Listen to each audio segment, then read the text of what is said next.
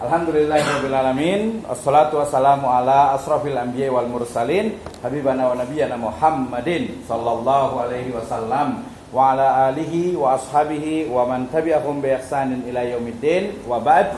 Qala Allah ta'ala fi kitabihil karim. A'udzu billahi minasyaitonir rajim. Bismillahirrahmanirrahim. Alhamdulillahirabbil alamin. Wa qala azza wa jalla aidan a'udzu billahi minasyaitonir rajim. A'udzu billahi minasyaitonir rajim. Alhamdulillahilladzi khalaqas samawati wal ard wa ja'ala dzulumati wan nur tsummal ladzina kafaru bi rabbihim ya'dilun.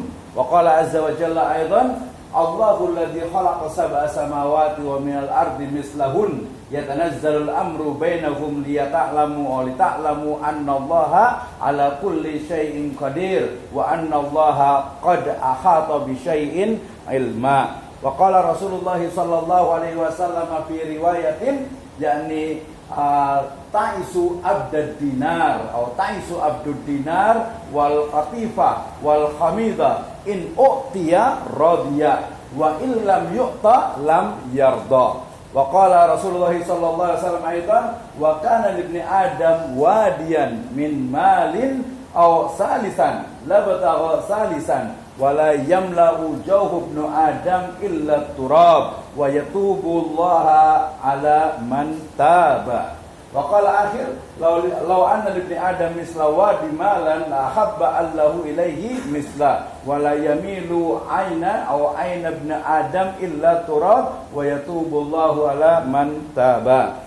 Amma ba'd fa inna astaqal hadits kitabullah wa khairal huda huda Nabi sallallahu alaihi wasallam. Alhamdulillah, syukur Allah Subhanahu wa taala yang telah memberikan kepada kita kenikmatan iman, Islam dan juga ihsan. Kemudian salawat dan salam sama-sama kita panjatkan kepada junjungan alam habibana wa nabiyyana Muhammadin sallallahu alaihi wasallam, kepada seluruh ahlul baitnya, para sahabatnya serta orang-orang yang senantiasa mengikuti jejak sunnahnya hingga akhir zaman. Saya awali dengan satu kata yang membawa kita kepada let's bring Allah Subhanahu wa taala to our economic, to our business and to the digital economy. Ya, because today we are in the flat world and the digital economy. Ya, ini kita bicara tentang bagaimana Allah Subhanahu wa taala itu menjadikan ya kita itu sebagai khalifatul fil ard, maka kita memiliki tanggung jawab. Ya, tanggung jawabnya bukan hanya sebagai pengelola, bukan hanya sebagai orang yang manusia-manusia ataupun makhluk yang diberikan mustakhlafina fil ard gitu ya, tetapi bagaimana mengelola, melestarikan dan juga mengembangkan. Sehingga Ibu dan Bapak sekalian, ketika bicara tentang apa itu digital economy dan juga bagaimana kenapa sih kita harus kuliah di STEM PUI, menurut saya sangat penting sekali dan tentu saja tidak ada kata terlambat ya. Sehingga kemudian memang kalau secara formal di PDDikti nanti kan dilihat itu di PDDikti itu ya, bahwa masuk 2018 otomatis 2022 ini seharusnya sudah selesai. Tetapi kan memang ada beberapa hal terkait dengan satu keilmuan,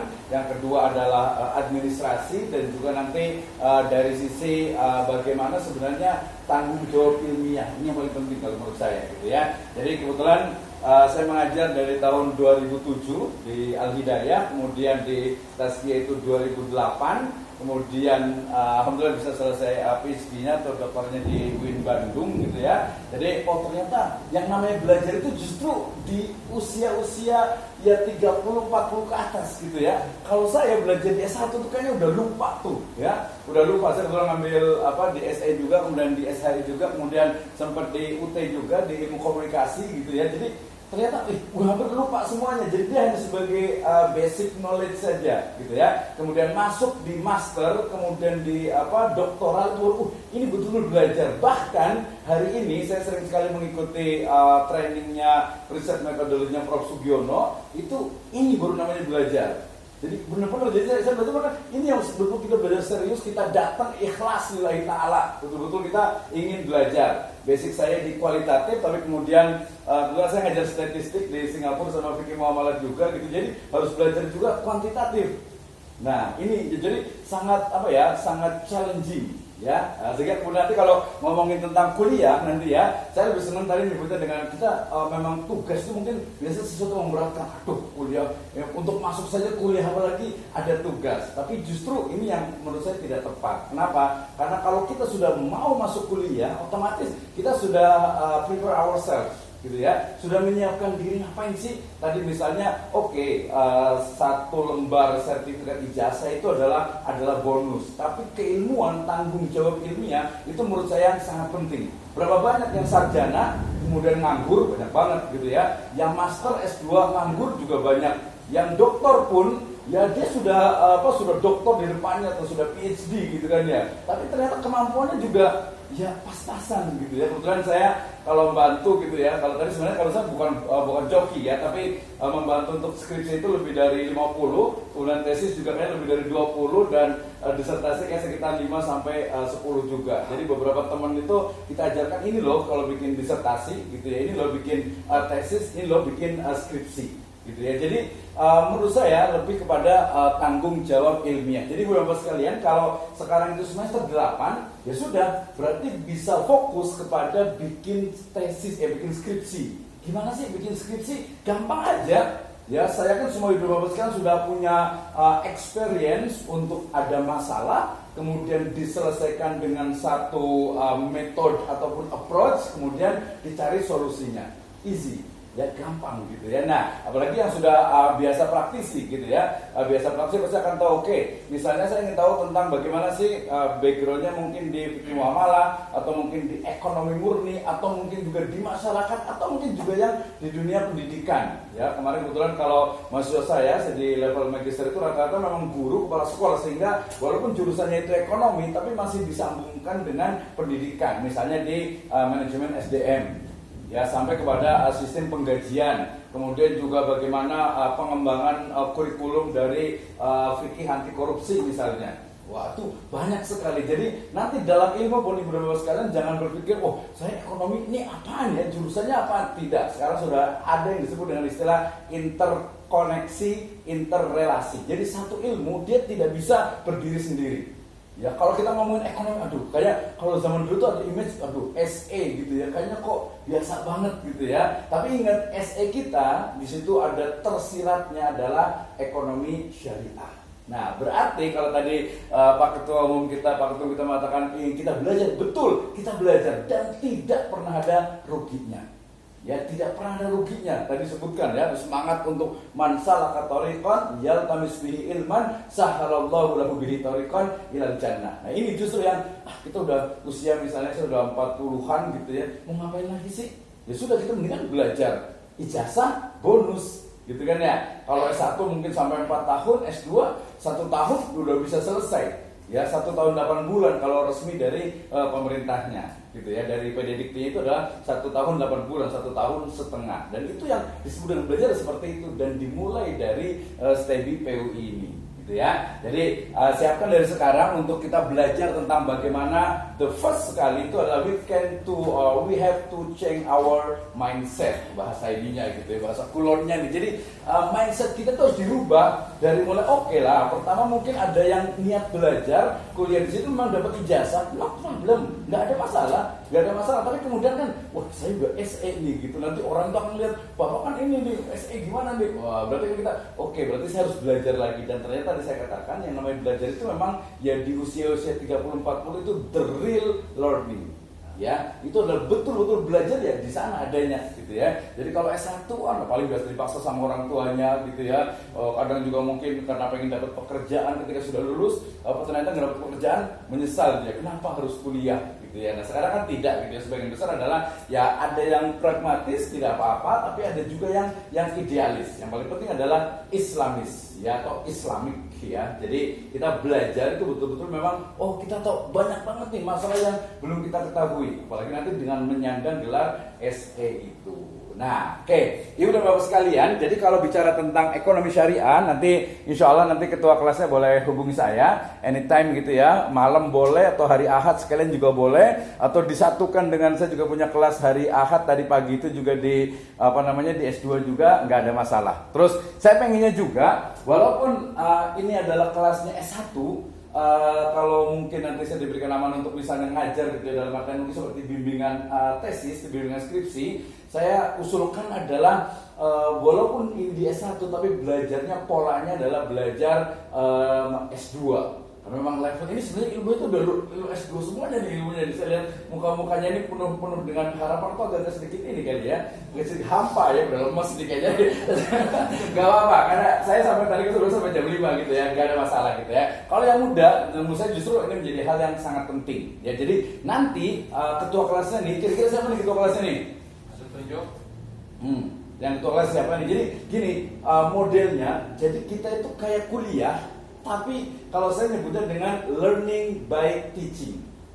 Nah, gitu ya. Learning by teaching. Jadi kita belajarnya tuh jangan jiping gitu ya, jangan ngaji kuping bener. Sebentar juga. Tadi kayaknya Pak Ketum bicara udah ngantuk-ngantuk, udah lemes gitu sebagainya. Tapi kalau diberikan ngomong gitu ya, kayak ini bicara, nah seperti itu. Jadi pola pembelajarannya kalau menurut saya itu lebih bagus memang seperti itu. Jadi masing-masing mahasiswa itu diberikan waktu 5-10 menit untuk membuat slide gitu ya. Nanti kan, waduh, jangan sampai nih kalau sudah kuliah kemudian bikin slide-nya saja nggak bisa nih, gitu kan. Jadi belajar lah dikit-dikit gitu, karena kan tidak ada kata terlambat dan itu harus belajar. Apalagi yang tua kan kayaknya yang tua cuma yang belakang doang, sana yang tua kali ya, ini masih muda-muda semuanya gitu ya. Jadi nggak ada yang tua ini bapak ini aja orang kali ya. Tapi kan tua itu cuma ini angka ya, jiwanya muda gitu ya. Oke, jadi seperti itu dari model pembelajaran. Jadi nanti diharapkan nanti ada bikin poster digital, bikin posternya. Jadi misalnya pertemuan pertama misalnya, yaudah bapak ini aja yang jadi pembicara, bikin posternya, bikin jadi pembicaranya, kemudian nanti masuk semua di situ. Dan masing-masing nanti diberikan waktu untuk bertanya, untuk memberikan argumentasi dan juga ide serta gagasannya. Nah, seperti itu ya. Kemudian kan namanya tadi sudah semester 8, otomatis itu ke skripsi. Nah, ini yang paling penting kalau menurut saya. Kenapa? Karena minimalnya itu adalah tahu dari topik atau tema yang akan kita tulis. Ya, saya terkait dengan passion, terkait dengan education juga, dengan experience dan sesuatu yang menjadi minat kita, gitu ya, minat gitu ya. Misalnya saya sebenarnya di UIN itu adalah di jurusannya itu di Islamic Law gitu ya, tapi karena saya suka antropologi, saya suka history juga, akhirnya ya digabungkan tuh antara ilmu hukumnya, kemudian antropologinya, kemudian historinya menjadi sebuah ilmu tersendiri. Gitu ya. Jadi walaupun ini adalah di ekonomi syariah, tapi kita bisa lebih meleverage dari knowledge ini atau ilmu ini menjadi lebih luas lagi. Jadi jangan sampai bingung, saya nulisnya apa nih ya tentang skripsi ya, aduh kok bingung banget sih, gampang gitu ya. Nanti bukunya kalau itu juga di e-booknya juga kita bisa kasih juga. Terus di video saya juga di YouTube nanti boleh lihat juga, nggak perlu subscribe. Karena kalau saya nanti takutnya khawatir ngurangin keikhlasan. Tapi tadi kan ikhlas itu seperti ini ya, gelap susah gitu. Tapi nggak usah subscribe itu nggak apa-apa. Nanti lihat ada lebih dari 1000 video saya, hampir semuanya terkait dengan skripsi, tesis, disertasi, riset metodologi, kemudian Islamic Economic and Business dan cukup juga banyak juga gitu ya. Jadi nanti bisa lihat. Karena sekarang tuh memang tadi the world is flat, belajar itu ya udah nggak perlu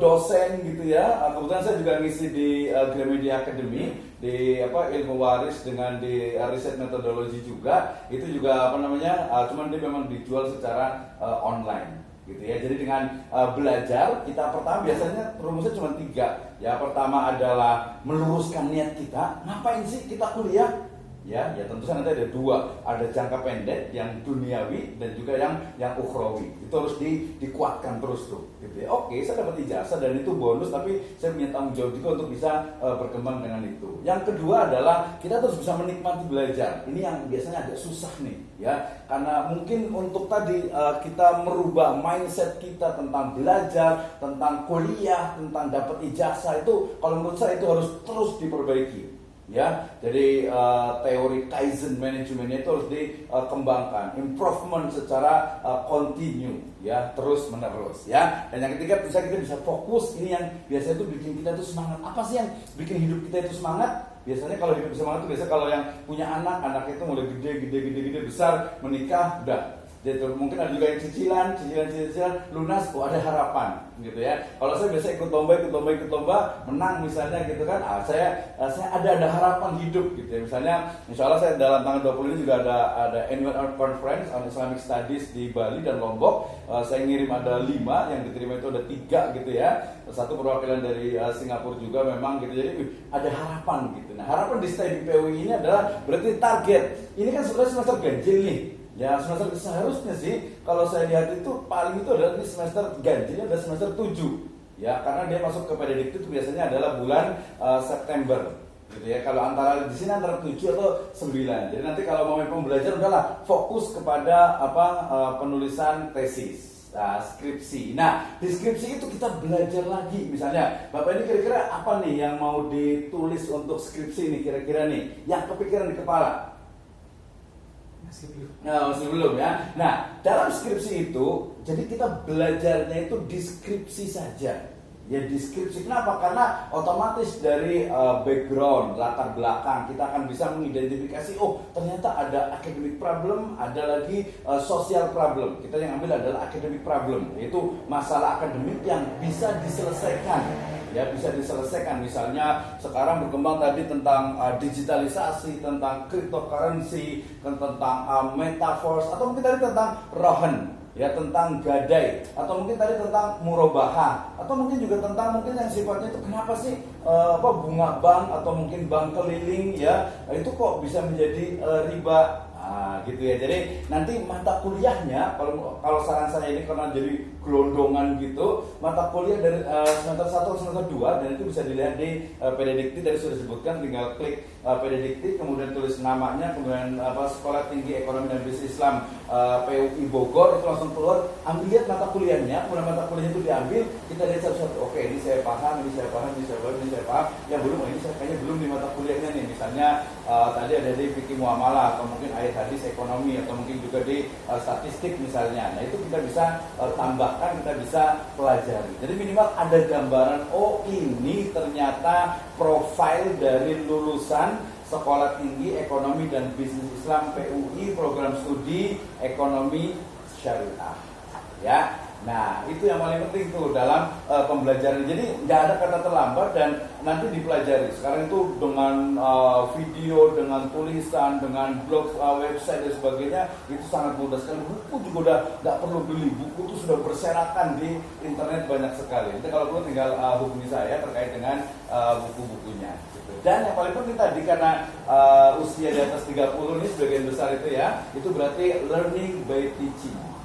Ya, jadi kalau nggak bisa tuh kalau hanya dengerin seperti ini paling 60 menit itu sudah lupa, ya 24 jam itu udah nggak tahu kemana gitu. Tapi ternyata mudharabah itu apa ya? Kalau kita mendengarkan itu seperti apa? Tapi kalau nanti dikasih waktu gitu ya, oke silakan Bapak ini presentasi jadi pembicara, kita sebut nanti stepnya juga akan lebih bahasanya itu ya lebih kelihatan lah, sosialnya lebih kelihatan. Jadi webinar STEBI PUI Bogor menghadirkan, kasih namanya Bapak ini atau mungkin kalau nggak berani sendiri ya berdua lah atau bertiga. Itu akan kalau bahasa itu mencorong katanya tuh. Jadi mencorong itu dia akan, ada STEBI PUI ada kegiatan, jangan pakai generasinya apa ya, mungkin yang baby boomer gitu. Jadi sekarang itu kadang pencitraan dalam tanda petik yang positif itu perlu sekali.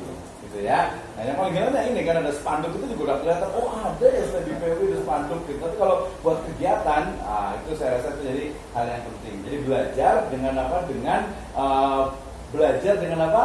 Mengajarkan. Ya, mengajarkan bukan berarti kita sudah bagus, tidak, justru karena kita belum bisa kita akan belajar. Kalau bisa sudah tinggal mengajar saja. Nah, saya mau review sedikit ini terkait dengan berbicara tentang Islamic digital economy ya. Kemudian ini berbicara tentang bagaimana ini nanti kita kasihkan tinggal gratis sudah dari sini juga. Ini kaitan dengan ini. Jadi kalau kita belajar ekonomi, pertama sekali kita bicara tentang namanya itu teori syahadah ya atau teori credo. Ya, we are a Muslim and we proud that we are Muslim, gitu ya. Ini di Anissa 59 kemudian 2208. Ini nanti diambil nanti saya kasihkan di grupnya, boleh juga nanti kita boleh minta ke saya juga ya. Ini terkait dengan bagaimana kita memahami. Jadi jangan sampai nanti ketika kita sebagai akademisian di ekonomi syariah sama aja bank syariah dengan bank konvensional gitu ya.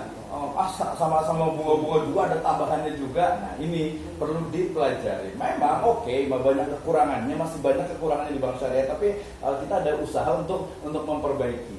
Dan biasanya lebih melihat kepada fikul waki.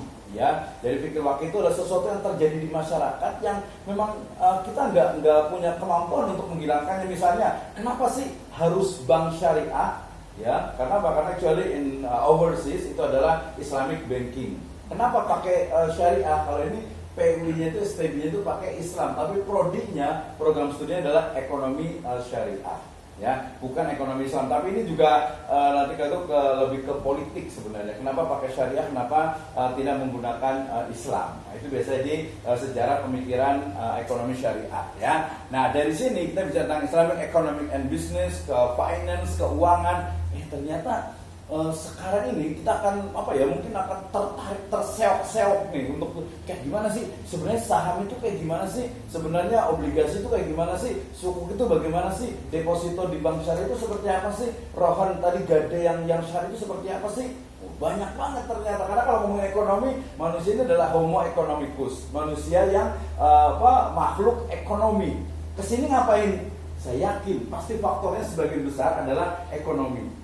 Karena datang ke sini, ya nanti ada faktor leadership, Pak Ketum bisa juga gitu. Tapi kan memang karena mau kuliah, kenapa mau kuliah? Kalau dapat ijazah, ya mudah-mudahan dia ada peningkatan kesejahteraan, ada peningkatan gaji dan sebagainya. No hal, nggak ada masalah. Tapi kemudian ada hal yang lebih penting dari itu, yaitu bagaimana kita itu betul-betul memahami dari ekonomi adalah bagian dari integral dari hukum ataupun dari syariat Islam. Sehingga saya selalu mengatakan, I will stand here to prove Islamic economic and business, because Islamic economic and business is part of our deen, part of our religion. Nah itu, saya akan berdiri tegak di sini untuk memperjuangkan ekonomi dan bisnis syariah, karena ekonomi dan bisnis syariah adalah bagian dari din kita, bagian dari agama Islam. Nah ini ada sekitar 42 ini ada 42 slide ya, ini terkait dengan Islam, harus dipahami juga. Ya, ini nanti sebenarnya bagian ini masuk nanti ke tadi yang islahus samaniyah sebenarnya itu. Jadi Islam ada akidah tadi ya, islahul akidah, ada syariah, itu banyak banget tadi di islahul iktisadi itu. Kemudian juga ada akhlak, ada adab, ada etika. Nah, kemudian dari sini kita juga memahami, ternyata fikih muamalah ekonomi itu di sini. Ada syariah, ada fikih, ini ada ibadah, ini ada muamalah, gitu ya. Nah, kemudian lagi ini pemahaman tentang fikih agar bisa dipahami dengan jelas gitu ya. Ini juga muamalah, kemudian ini implementasinya. Ini ternyata today if we talk about the Islamic economic and business ya, not only banking and insurance, tetapi kita juga bicara tentang Islamic stock market, kemudian juga real business syariah, kemudian juga property, kemudian juga filantropi, kemudian juga finance technology, kemudian juga hospital, kemudian juga tourism, kemudian juga traveling, kemudian juga airport, kemudian juga sampai ke